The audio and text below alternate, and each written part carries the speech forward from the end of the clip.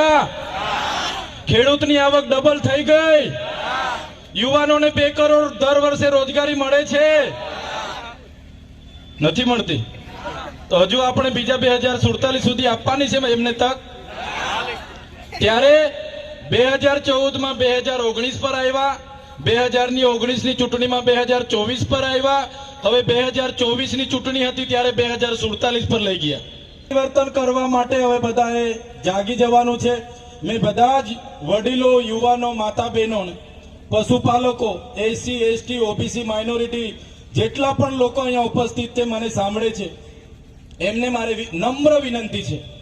અમે નાના લોકો છે, અમને પોલીસ, એમની સરકાર, એમનો કલેક્ટર, એમના એસપી, એમના મંત્રી, એમના તંત્રી બધા અમને પણ ખૂબ ડરાવે છે, ધમકાવે છે.